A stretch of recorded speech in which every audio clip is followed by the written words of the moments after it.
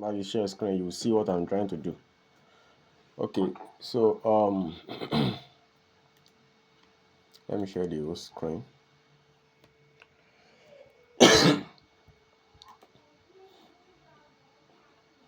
Okay, so you need to download OBS.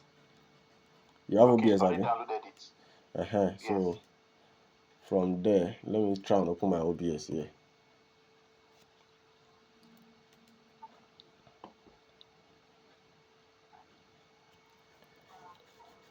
Oh.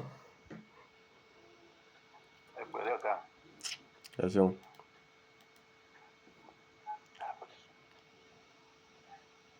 Open lower new. Open lower, sir.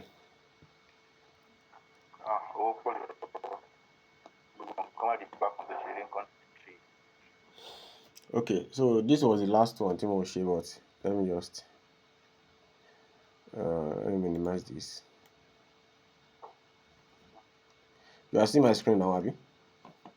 Yes, I'm seeing your screen now. So when you log into your OBS, this is not the first thing, but yes. You go to settings here. Okay. Unload me.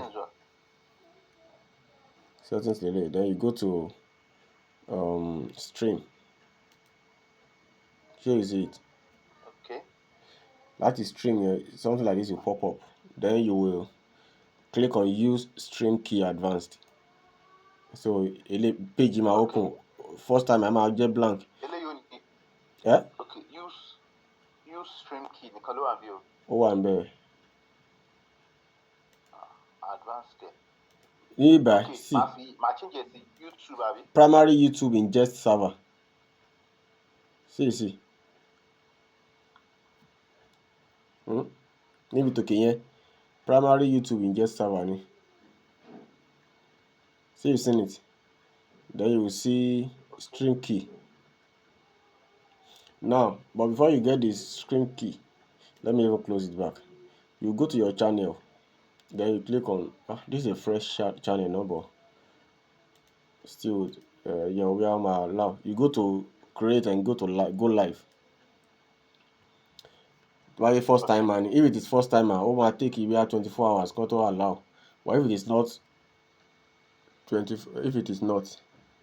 like this one now, because it is the first timer, me till load for channel. You see, so the audio lacking only low, but I will use another channel.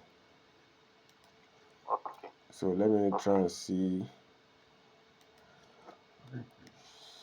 Okay, let's try this one. You click on go live. Okay. Welcome to YouTube. Welcome to the new YouTube live control. So you see, Amari. Hello. Hello.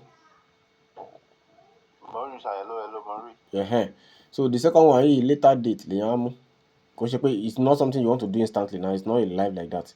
So you see later date. Schedule a stream for a later time.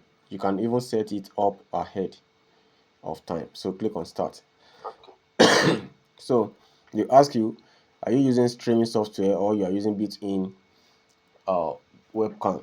So you are using software, which is the OBS. So you get. Okay. Now you click on go on this one. So I'll show. There's no upcoming whatever. So it says schedule stream. So you click on schedule stream here. Okay. Load. So if you think to be title video to just you put in the title and the description, everything. So let's put something like let me say how to live stream. You get the point now. Description now, description normal now. Normal way. Let me just put something here. Now you click on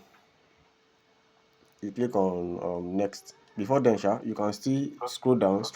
You can see how do you want to go live streaming software or not lamamu. So you see. Okay. Then category, you can select that one. All these things you know it now. Then thumbnails, no, you upload thumbnails. Okay, yeah, sure. Okay. Then playlist, anyhow, tó bá wà, tí ó bá sí, then select if it is normal ways, you know all these things. Èyí ò ṣe big deal. Normal settings. Yes, Normal settings yes, lélẹ̀. yes. Now after which, níbí by here, alter content. Do any of the following describe your content?